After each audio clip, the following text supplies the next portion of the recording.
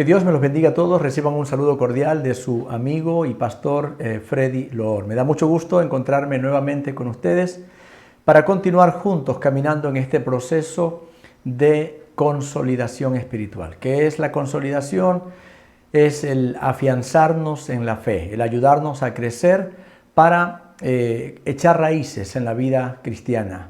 Me anima mucho saber que hay personas que son muy diligentes en su formación, en su preparación. Si bien es cierto, no pagamos un precio, ¿verdad? No se paga un valor por esto. Y hay gente que eso pues hace que le reste importancia. Dice, como no pago, como no pierdo nada, como es gratis, creo que piensan no vale. Eso es un error. Pero hay otros hermanos que son muy fervientes, muy diligentes, y ellos están siempre al tanto allí, ¿verdad? Cada semana reciben los estudios, están enviando los versículos. Créanme, ustedes tienen recompensa no solamente para esta vida, sino también para la venidera, para la eternidad, porque Dios mira con buenos ojos a aquellas personas que ponen amor en su crecimiento espiritual. Vamos a ver hoy un tema que igual va a ayudarnos a todos y tiene que ver con el área de la mente. ¿Quién no ha tenido problemas con la mente? ¿Quién no lucha con pensamientos a veces que nos invaden, nos llegan a nuestra cabecita? Y muchos de ellos son desagradables ante los ojos de Dios. Hay pensamientos que nos pueden hacer mediocres, cobardes, derrotados, pero también pueden haber pensamientos que nos ayuden a ser gente visionaria, personas grandes, personas que se proyectan para muchas cosas. Así que vamos a ver hoy la lección titulada Una mente que agrada a Dios. Una mente que agrada a Dios. Vamos a leer en Números capítulo 13. Libro de Números, si tiene la Biblia a la mano, por favor, es bueno comprobar que lo que estamos viendo pues se basa en la palabra. Números capítulo 13, versículos 23 al 30. Voy a leer ahorita. Números 13, 23 al 30. Dice así. Y llegaron hasta el arroyo de Escol, y de allí cortaron un sarmiento con un racimo de uvas, el cual trajeron 2 en un palo, y de las granadas y de los higos. Y se llamó aquel lugar el Valle de Escol, por el racimo que cortaron allí los hijos de Israel. Y volvieron de reconocer la tierra al fin de 40 días, y anduvieron y vinieron a Moisés y a Aarón y a toda la congregación de los hijos de Israel en el desierto de Parán, en Cades. Y dieron la información a ellos y a toda la congregación, y les mostraron el fruto de la tierra. Y les contaron diciendo, nosotros llegamos a la tierra a la cual nos enviaste, la que ciertamente fluye leche y miel, y este es el fruto de ella. Mas el pueblo que habita aquella tierra es fuerte, y las ciudades muy grandes y fortificadas, y también vimos allí a los hijos de Anac. Amalec habita el Negev, y el Eteo, el Jebuseo, el Amorreo habitan en el monte, y el Cananeo habita junto al mar y a la ribera del Jordán.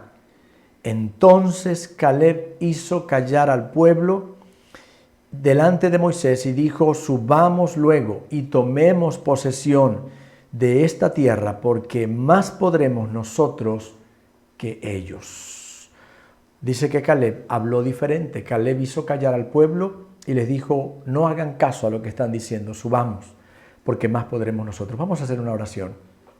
Amado Padre Celestial, te ruego que nos ayudes, que nos guíes a través de la palabra. Dios bendito, seas tú mismo iluminando la mente, el entendimiento, para que podamos oírte, podamos escucharte, mi Dios, podamos entender el propósito por que das este estudio para nosotros, por qué nos quieres enseñar esta lección hoy. No es casualidad. Tal vez, Señor, tú sabes que estamos teniendo batallas mentales. Tal vez sin darnos cuenta hemos desarrollado maneras inapropiadas de pensar, y esos pensamientos nos llevan a vivir cautivos de formas equivocadas de mirarte a ti, de mirarnos a nosotros, de ver a la gente, y eso hace daño. Enséñanos, Padre, a través de la palabra, te lo pedimos en el nombre de Jesús. Amén y amén. Una mente que agrada a Dios. Solamente para ponernos un poquito en contexto de la historia que hemos leído, porque no todos de pronto están muy familiarizados. Y si entendemos bien el contexto, vamos a entender bien la lección de hoy. El pueblo de Israel, conforme la palabra que Dios le había dado, Dios le había dicho que les iba a llevar de Egipto a la tierra de Canaán. Y ya estaban aquí a poca distancia de entrar a la tierra. Es como si ya estaban en la frontera. Para que tenga una idea más clara, vamos a suponer que la tierra prometida fuera Ecuador y nosotros estábamos viniendo desde Colombia. Entonces es como que ya al estar allá en la frontera, en Ipiales, de pronto allí diga Moisés, quédese todo el pueblo aquí en Ipiales y vamos a mandar a 12 representantes, uno por cada tribu de Israel, para que entren allá a Ecuador, vayan a Tulcán, por ejemplo, ¿no? Vayan a Tulcán, que ya es territorio ecuatoriano, y revisen así, no vayan de frente de una, sino que un poco a observar, más o menos para saber por qué lado nos queda mejor entrar a tomar posesión de la tierra, porque obviamente la tierra no estaba votada. Habían habitantes allí, había gente que vivía ahí.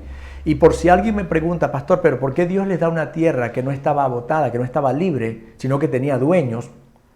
Porque la Biblia dice que la maldad de esa gente que vivía ahí había llegado al colmo, al tope, y Dios había decidido raerlos, cortarlos de la tierra por la maldad. Entonces Dios, que hace todo, a Dios no es injusto con nadie. Entonces Dios lo que hace es, dice, voy a llevar a mi pueblo para que ellos tomen esa tierra. Yo los voy a eliminar a esta gente porque ya es mala en gran manera y para que cuando la tierra quede libre, ellos puedan entrar. Algunos de ellos, yo voy a usar a mis hijos para que ellos sean como mi látigo, ¿no? El látigo en mi mano para castigarlos y a través de guerras o de diferentes maneras los vamos a sacar de allí. Entonces, estaban allí ya en la frontera, desde donde mandaron a los 12 espías. Creo que con el ejemplo de Colombia y Ecuador ya lo tenemos más claro. Entonces envían a los 12 espías, 12 príncipes, un representante por cada tribu, fueron a ver la tierra y como dicen ellos, definitivamente la tierra cumple los requisitos de lo que se nos había ofrecido. Dios les dijo, les introduciré a una tierra que produce leche y miel. Y ellos vieron que la tierra era tan abundante, tan pródiga, ¿verdad? Una tierra tan buena, que dice que cortaron del fruto de la tierra. Trajeron un racimo de uvas y entre dos lo colocaron en un palo para llevarlos sosteniendo allí, ¿no? Entre dos hombres. Eso nos da una idea de que eran unas, imagínense, debe haber sido como una cabeza de guineo, de las grandes que hay ahora, algo así, un racimo de uvas. Decía alguna vez un predicador, hace muchos años, recuerdo que lo escuchaba en tono de broma, decía, si el racimo de uvas era así de grande, quiere decir que cada uva era el tamaño de una naranja, dice él, ¿no? Y dice, y se imagina si el tamaño de las uvas era como una naranja, ¿cómo sería el tamaño de la boca de los gigantes que habitaban allí? Eran mucho más grandes. Lo decía en forma de broma. Él decía, tal vez eso fue lo que pensaron los príncipes que fueron a ver la tierra. Es bueno, el fruto es abundante, pero los que viven allí son también tremendamente grandes. Allí habla, no sé si usted notó, pero ellos dijeron, allí viven los hijos de Anac. Anac era un gigante. La palabra Anac o los anaseos, que son los descendientes de Anac, se les conocía como los gigantes de cuello largo. Eran hombres de casi 3 metros de altura. Goliat tenía 2,92 metros.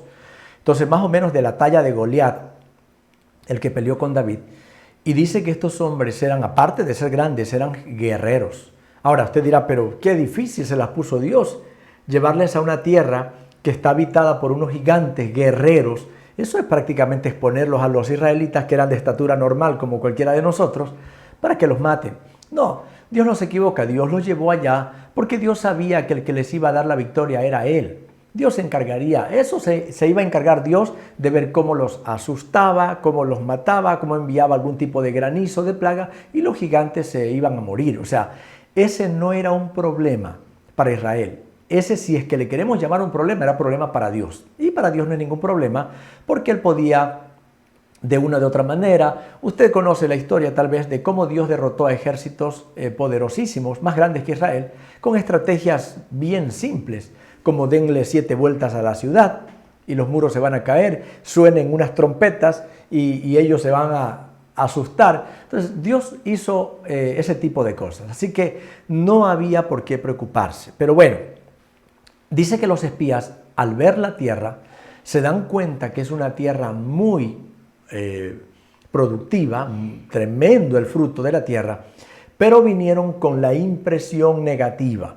Vinieron a decir acá, solo es verdad lo que dice que la tierra es buena y aquí está el fruto, lo hemos traído, pero el resto no nos explicaron bien. Esa tierra está habitada por gigantes. Nosotros nos veíamos como hormiguitas, como pequeñitos, como piojitos delante de ellos. No vamos a poder. Con ese espíritu vinieron. Y usted dice, ¿pero por qué? Simplemente por esto.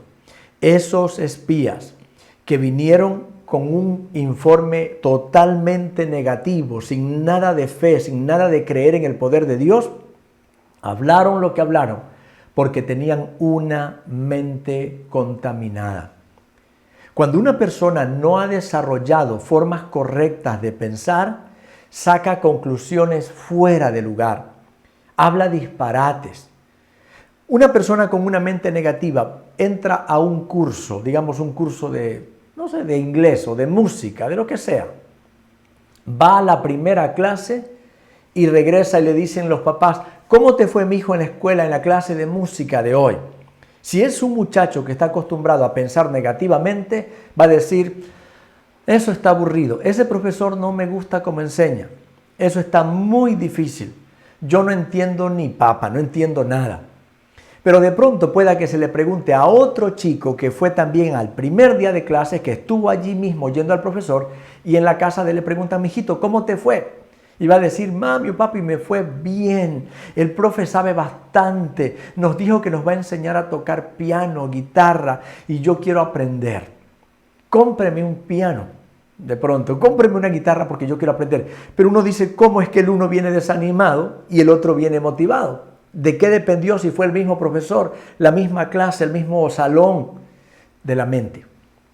La mente, créame, los pensamientos de una persona, la manera como está habituada a pensar nuestra mente es cosa definitiva a la hora de saber si vamos a fracasar o vamos a triunfar en la vida. Por eso es que el estudio de hoy es cómo aprender a desarrollar una mente que le agrade a Dios. Obviamente, de estos espías, como dice la Biblia, 10 de 12 vinieron a decir que era terrible, que no valía la pena ir para allá, que mejor era regresarse a Egipto. 2 vienen y ellos dicen, no, la tierra es buena y sí hay gigantes, pero con nosotros está Dios. Y yo pregunto, ¿y los otros no habían oído hablar de Dios?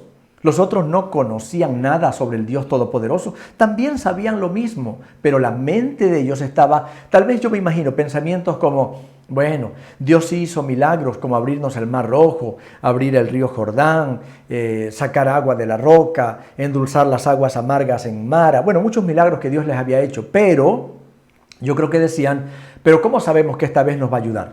Porque así piensa el negativo, el que tiene pensamientos pesimistas. No importa, dice, sí, pero ¿y cómo sé que esta vez va a funcionar? ¿Cómo sé que nos va a ir bien? Y si Dios no nos ayuda, esos gigantes nos van a comer vivos. ¿Y qué hacemos? Pero ¿por qué los otros dos vieron lo mismo y hablaron diferente? Porque ellos en su mente habían implantado lo que tenían que dejar y lo demás lo botaban. Entonces lo echaban a la basura. Entonces ellos lo que decían es cierto, vimos lo mismo que vieron ellos. Hay gigantes, pero Dios está con nosotros.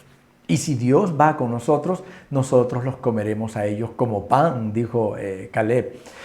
Aquí dice la Biblia que Caleb, cuando empezó a oír el informe de estos 10 que hablaban tonterías, los hizo callar. Lo vuelvo a leer el versículo 30, dice, entonces Caleb hizo callar al pueblo delante de Moisés. Les dijo, ya basta, no hablen estupideces, no hablen tonterías que están diciendo que no podremos, que no vayamos. ¿Qué les pasa a ustedes? Los hizo callar y les dijo al pueblo: subamos luego y tomemos posesión de ella, de esa tierra, porque más podremos nosotros que ellos. Qué hermoso oír a este hombre hablando diferente, con un espíritu vencedor. ¿Todo de qué dependía? De lo que tenía en la mente. Vamos a ver entonces cómo desarrollar una mente que agrade a Dios. 4 pasos sencillos que creo que los vamos a recordar muy bien. El primero: no aceptemos pensamientos de fracaso. Cuando usted tenga algún pensamiento de fracaso, de derrota, no lo albergue en su mente, no lo deje que se implante, no deje que se quede allí. Aunque en algún momento usted haya emprendido algo y le fue mal, déjelo claro. Entienda que fue ese día o ese proceso, eso que hizo, lo que le salió mal. Pero no lo deje como: yo no sirvo para esto porque como me fue mal esta vez, todas las veces me irá mal. Le voy a poner un ejemplo práctico. Usted va a dar un examen y en la primera prueba que le toman se saca 5 sobre 10. Si usted se queda, ya dice: me saqué 5 sobre 10, no voy a aprobar, y deja que en su mente se le quede implantada esta idea: tú no puedes estudiar, tú ya no sirves para esto, tu cerebro no te da, bótate, retírate mejor. Usted se puede quedar con eso. Entonces, digamos, una puede decir: yo no vuelvo a estudiar porque mi mente no me da, yo no sirvo para esto, me voy a botar.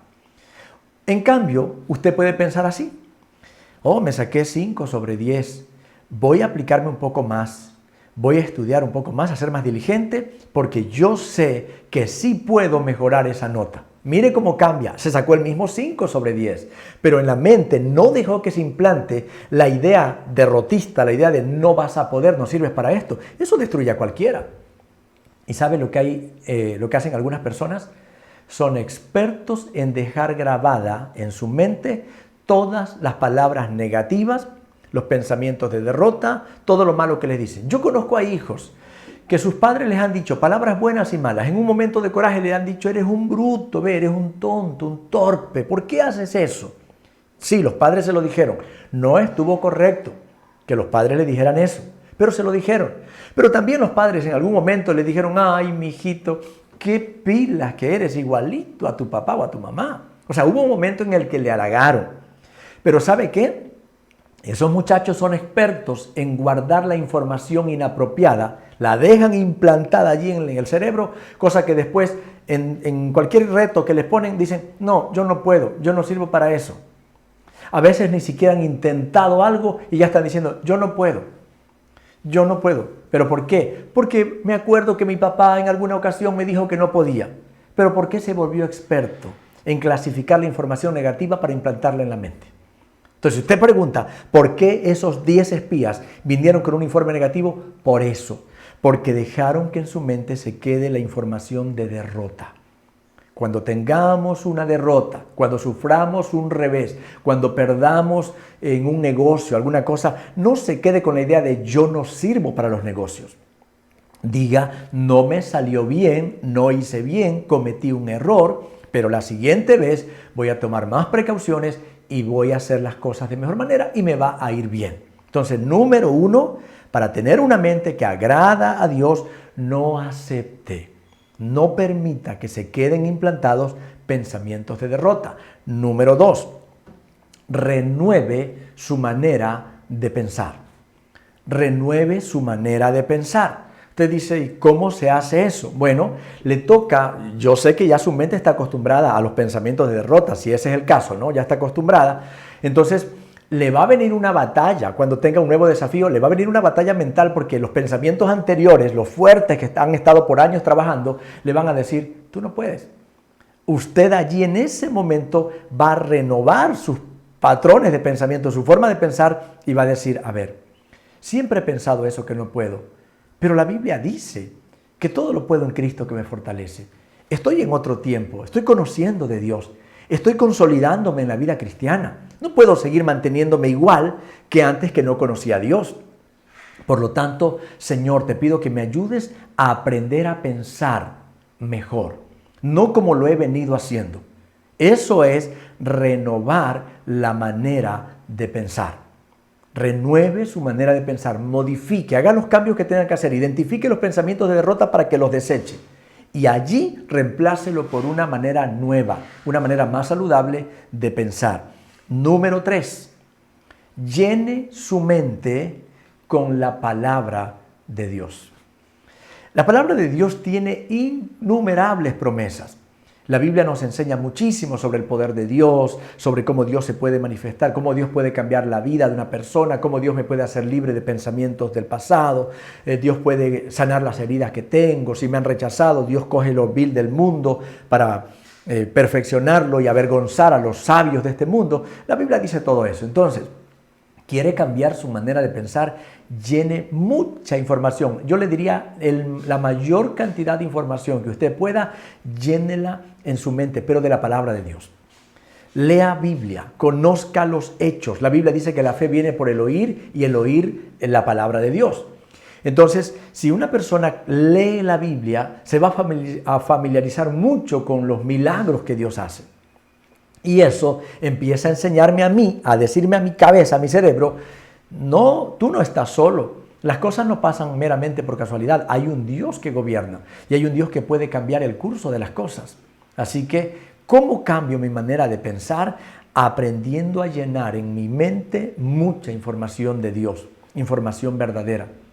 Lamentablemente hay gente que se pone a leer de todo. No hace muchos días hablaba con una persona que lee cualquier cosa menos la Biblia. Y entre las cosas que lee mucha información, me comentaba algunas cosas y yo le decía, pero eso no es real. No, yo lo leí esto y leí sobre esto, y me di cuenta el daño que se está haciendo al leer todo tipo de basura. O sea, no ha desarrollado la capacidad de saber discriminar, de saber reconocer, bueno, esto es bueno, esto es verdadero o esto es malo. Entonces lee y lo que le venga lo recibe como si fuera verdad. Y entre las cosas que estaba creyendo había un montón de disparates. Yo le decía, pero eso no es así. Esto yo me doy cuenta que le está haciendo daño. Y decía, no, pero yo lo aprendí de esa manera. Para no caer en ese error, ¿sabe dónde uno puede leer seguro? A lo seguro, ¿no? Sin temor a equivocarse, en la palabra de Dios. La Biblia es verdad. Así que en ella podemos encontrar fuente de verdad absoluta, las cosas como son, las cosas por su nombre, ahí están en la palabra de Dios. Entonces, número 1, no acepte pensamientos de fracaso. Número 2, renueve su manera de pensar. Número 3, llene su mente de la palabra de Dios. Y por último, número 4, desarrolle una mente espiritual. ¿Cómo se hace eso? Creo que alguien dirá, pero eso está difícil. Desarrolle una mente espiritual. Vamos a leer Números 14, 24. Números 14, 24 dice, pero a mi siervo Caleb, por cuanto hubo en él otro espíritu y decidió ir en pos de mí, yo le meteré en la tierra donde entró y su descendencia la tendrá por posesión. Dice la Biblia que en Caleb hubo otro espíritu. Y está espíritu con minúscula porque no está hablando del Espíritu Santo, sino que en él había otra manera de pensar. De hecho, hay otra versión que lo dice así. Entonces, Caleb había desarrollado una mente espiritual. ¿Cómo se logra eso? Cuando uno aprende a hablar, no en base a lo que ve, sino en base a lo que Dios puede hacer. Hay que ser realistas, sí. No podemos andar hablando cosas, está con fiebre, dice, yo estoy sano, no tengo fiebre, estoy más bien con frío. No, pues está con fiebre, tiene que decir, estoy un poco caliente, estoy con fiebre, pero Dios puede sanarme. Pero Dios está conmigo, pero Dios me dará la fuerza. O sea, ese es un espíritu diferente. Eso es desarrollar esa mente espiritual. Aprender a hablar en fe, aprender a creerle a Dios, aprender a honrar a Dios. Es cierto que está difícil la situación económica, pero Dios está con nosotros. He pensado una y otra vez sobre lo que ha sucedido en este tiempo de la pandemia, con algunas personas que su manera de pensar no es espiritual. Dicen, no voy a ir a la iglesia porque me puedo contagiar. Pero aprendamos a poner las cosas claras. La posibilidad de contagiarnos está en la casa, en la iglesia, en el parque, en el supermercado, en la plaza, en el bus, en el taxi. ¿Quién, a ver, acaso usted no ha oído alguna historia de alguien que dice ni siquiera salía y se contagió en la casa? Pero ¿por qué se quedaron solo con la idea de que en la iglesia es como el lugar más terrible? Yo no sé si tienen la idea como que nosotros hemos llevado por cartones coronavirus a la iglesia y lo tenemos pero pegado en las paredes para que vayan y dice, ahí me estaban esperando con el coronavirus. Esa idea que han desarrollado algunos, ver como que ese es el lugar más terrible que puede haber la iglesia, y de ahí si salen a cualquier lugar, pero a la iglesia no, es un pensamiento no espiritual. Perdónenme si alguien se siente aludido, no lo estoy diciendo a nadie en particular, sino a todos los que han permitido que el temor los invada. Y están deshonrando a Dios porque para otro lado caminan con toda seguridad, con mucha tranquilidad, pero a la iglesia no van. De allí se los puede ver en cualquier lugar, a la iglesia no van. Revise un momento que está pasando. Una mente espiritual honra a Dios. Yo voy con precaución a cualquier lugar, también a la iglesia voy con precaución, pero yo digo, Señor, yo sé que tú eres el que me puedes cuidar mejor. Y sí, así que pues voy a la iglesia con la confianza de que solo pues si tú quisieras, si es que ya me toca, ¿no? Tiene que pasarme, está bien. Pero de lo contrario, tú eres mi guardador. Así descanso completamente en Dios. Desarrollemos una mente que le agrada a Dios. Si aprendemos a pensar bien, honraremos a Dios, nos irá mejor en la vida. No seremos gente pesimista. Los pesimistas como que no caen muy bien cuando hablan y todo. No me va a ir bien, voy a perder, yo no sirvo para eso. Eso no cabe en el lenguaje, en el vocabulario de un hijo de Dios. Si Dios es por nosotros, ¿quién contra nosotros? Dice la palabra de Dios. Vamos a orar. Gracias, amado Dios, por hablarnos hoy a través de esta palabra. Señor, cuán importante es desarrollar una mente que te agrada a ti. A veces no nos damos cuenta, pensamos que son simples ideas o pensamientos que no te ofenden, pero sí ofenden tu poder. Hay pensamientos que te hacen quedar a ti como si tú eres un inútil, como que tú no puedes hacer nada por tus hijos. Señor, perdónanos cuando hemos actuado o hemos decidido de esa manera, haciéndote quedar mal. Tú eres real. Tú no te duermes, tú no te fatigas con cansancio, dice la palabra. Jehová es tu guardador. La palabra dice, yo soy tu guardador. Cuando tú desconfías de mí, me estás diciendo, tú no sirves para guardarme, yo me guardo. Señor, perdónanos por los pensamientos de derrota que no son sino puestos por parte de Satanás. Y hoy los desechamos en el nombre de Jesús e implantamos en nuestra mente pensamientos de Dios, pensamientos basados en las promesas de Dios, de que Dios es todopoderoso. Él es nuestro Padre que nos ama y Él cuida a sus hijos. Gracias, mi Dios, en el nombre de Jesús. Amén.